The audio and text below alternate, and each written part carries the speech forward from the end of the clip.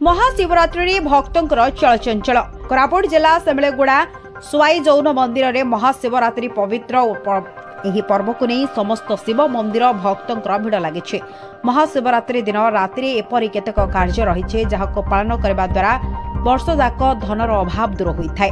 महाशिवरात्रि रे भगवान शिवंकर विधि विधान में पूजार्चना करने द्वारा शुभफल प्राप्ति होता है, मनस्कामना पूर्ण होता है। ଏହି ଅବସରରେ ସୁବାଇ ସୌଭପୀଠ ଠାରେ ରହିଥିବା ପୂଜା କମିଟିର ସଭାପତି ଦୟାନିଧି ପୂଜାରୀ, ଉପସଭାପତି ରାମଚନ୍ଦ୍ର ଗୁଣ୍ଠା ଏବଂ ସମ୍ପାଦକ ରହିଛନ୍ତି ପୂର୍ଣ୍ଣଚନ୍ଦ୍ର ଗୁଣ୍ଠା, ଉପଦେଷ୍ଟା ୟୁକେ ନାରାୟଣ ଏବଂ ଅନନ୍ତ ଖେଲ ତାଙ୍କ ସହିତ ରହିଛନ୍ତି ଜଗବନ୍ଧୁ ବରା ଏବଂ ରାମଚନ୍ଦ୍ର ପାଢୀ, ମଧୁସୂଦନ ପାଙ୍ଗେ, ନାରାୟଣ ପ୍ରଧାନ, ପୂର୍ବତନ ପଟାଙ୍ଗୀ ବିଧାୟକ ପ୍ରଫୁଲ୍ଲ କୁମାର ପାଙ୍ଗେ, ସମାଜସେବୀ ଜୟରାମ ପୂଜାରୀ ଏବଂ तिलक खेमुंड सहित सेमलेगुड़ा ब्लॉक अध्यक्षा लिली अंटाबेरिया और ब्लॉक सभापति राम अंटाबेरिया महाशिवरात्रि पर्व में जोगदे भक्तों नाम कीर्तन में दोलकिला शिव मंदिर।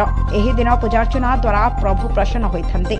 मान्यता अनुसार महाशिवरात्रि दिन भगवान भोलाशंकर धरापृष्ठ रही समस्त शिवलिंग विराजमान होती। एही दिन शिव ठाकुरंकर मां पार्वती विवाह होता।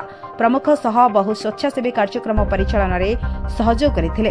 कोरापुट जिले में नंदपुर और सुभाई शैवपीठ रही बेले चलचंचल होता शैवपीठ देखा मिली।